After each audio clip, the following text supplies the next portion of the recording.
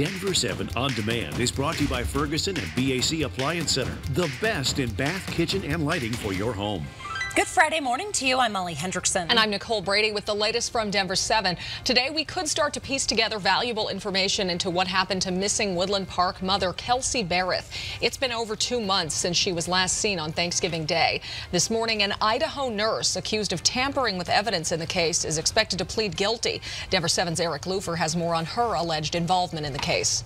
Remember the ping investigators picked up on Barrett's cell phone in Idaho after her disappearance this past Thanksgiving? Well, it is now believed that 32-year-old Crystal Kenny drove Barrett's phone from Colorado to Idaho to dispose of it. This is a picture of Kenny right here. She'll face a Teller County judge very soon. We still don't know for sure the relationship between Kenny and Barrett's fiance, Patrick Frazee. Of course, Frazee has been charged with Barrett's murder, even though police still haven't found her body. ABC News tried to talk with Frazee before he was eventually arrested. Sir, can you tell us what's going on? This is private property. This is a private road. ABC News tried talking with him again when he was with his daughter in Colorado Springs. And speaking of his daughter, he appeared in court for a custody hearing just yesterday. The little one is now staying with Barrett's parents. So we wait for more answers when this Idaho nurse appears in court in Teller County today. I'm Eric Lufer, Denver 7. The murder trial for missing pregnant woman Kelsey Schelling is now delayed. Schelling disappeared 6 years ago. She was headed to Pueblo to see her then boyfriend Dante Lucas. Lucas is now charged with her murder. His trial was originally scheduled for this May, but a judge delayed that until late July. Attorneys wanted more time because of how complicated the case is.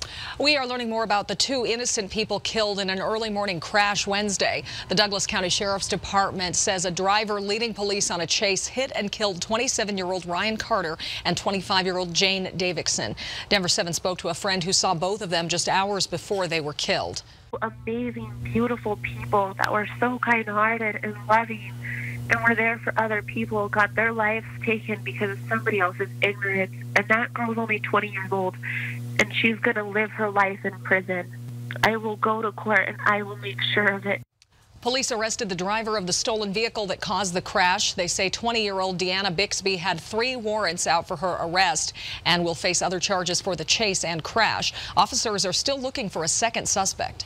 Today, Denver's teachers union in the school district will make one last effort to reach an agreement on teacher salaries. If they can't, teachers say they will strike Monday. Yesterday on Denver 7, we had the teacher union president and DPS superintendent live in studio. The union sees a strike as inevitable, but the district says it will just hurt everyone. I want to make sure that the district is serious about taking care of that problem, even if it takes a strike. Strikes are really hard. They're challenging on school teams. They're challenging on communities. They're really difficult for kids. We've already made the decision we're not going to be able to keep our early childhood classrooms open, so our 3- and 4-year-olds won't have access to school if we're in a strike.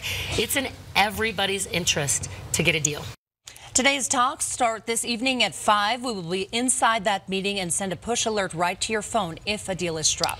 This weekend, the Adams 14 School District will move forward with picking a finalist to take over management of the district. The state ordered the district to give up control after years of poor performance. Tomorrow, the community will hear from the 4 finalists and rank their recommendations. Final deliverable from that day will be a name, a choice that goes to the Adams 14 School Board for deliberation and ratification.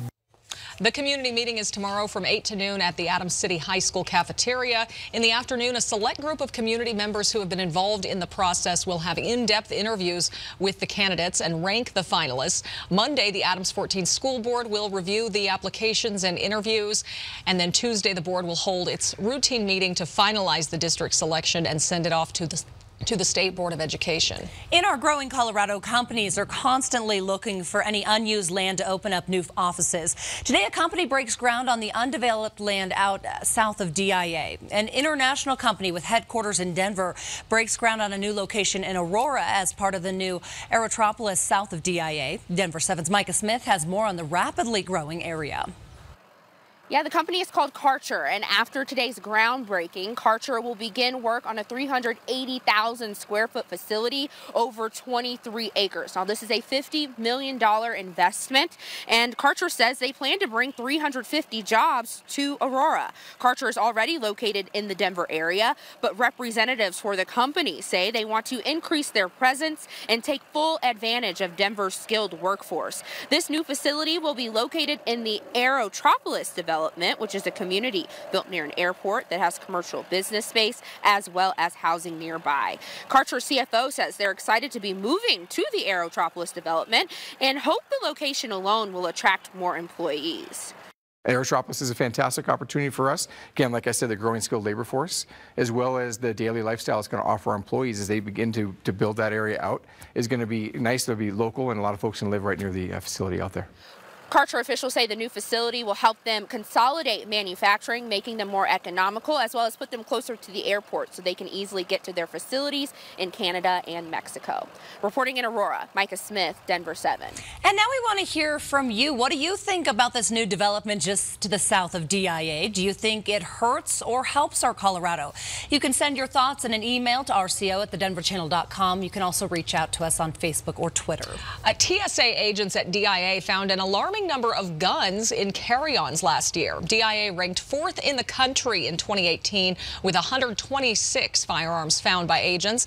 Even more concerning, 95 of them were loaded. Nationwide, more than 4,200 guns were confiscated by agents. The TSA says though gun laws vary by state, you could get hit with a fine of up to $13,000 if you bring a gun through the security line.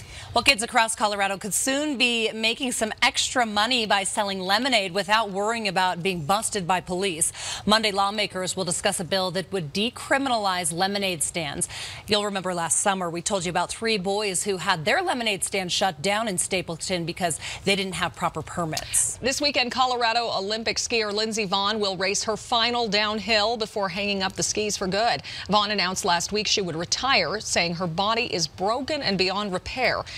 Vonn moved to Vail at a young age to ski competitively. She has won more races of any female skier and was close to taking the all-time record before her injuries forced her into retirement. Well, our last snowstorm may be behind us, but with more snow in the forecast next week, how nice would it be to have a robot shovel all that snow for you? Well, this one's called the Snowbot. It's developed by Left Hand Robotics in Longmont. Kind of works like a massive Roomba, but you have to upload your GPS coordinates before you fire it up.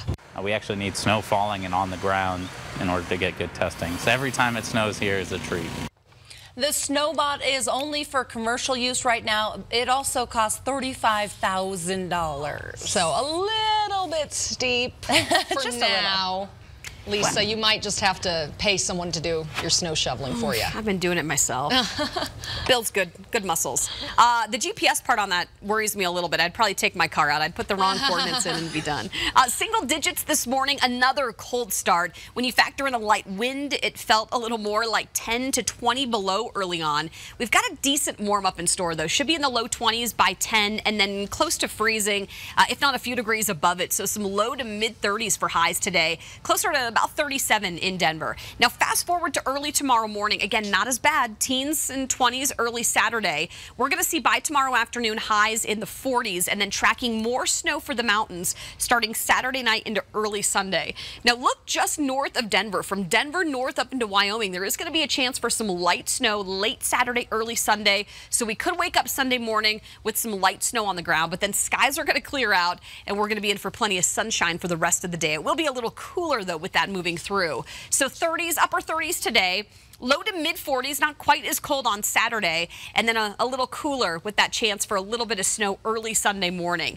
Then next week, you guys, things look pretty good. Some low to upper 40s, even a 50, 52 on next Thursday. Oh, that'll feel nice. Well, this weekend, it'll look a lot like the 4th of July out at Steamboat Springs. Tomorrow night, a man plans to set off a record-setting firework. Tim Borden and some of his friends have been making large fireworks for the past 6 years, all building up to this moment. And now they're ready to go for that record at Steamboat Springs Winter Carnival. This one has been certified at 2,509 pounds and 62 inches in diameter. Now, Tim told us if all goes well, when the firework explodes, people will see a white flower that's 3/4 of a mile wide in the sky. The Winter Carnival show starts at 7 tomorrow night. This is the 106th year of the carnival, making it the oldest continuous winter carnival this side of the Mississippi. Hopefully that continues. Good luck. Yes. Well, if you're looking for something else to do this weekend, you and your sweetheart might want to head to Loveland. Today and tomorrow is Loveland's Sweetheart Festival. It's free. You can go to check out one of the largest love lock sculptures in the country. That event is from 5 to 10 tonight, and tomorrow from 2 to 10. And if you're single, this might be more of your speed. Tonight is the Denver Mac and Cheese Festival. And here's a look at just some of the chefs who will be giving out samples and competing for the best mac in town.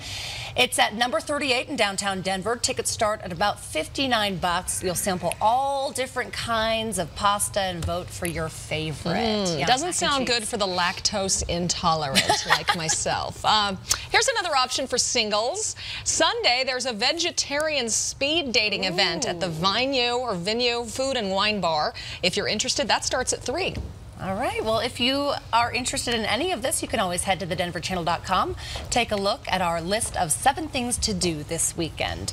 And this has been your Denver 7 on-demand update. Thanks for joining us. Check back here later tonight for another update and download the Denver 7 app for breaking news and alerts.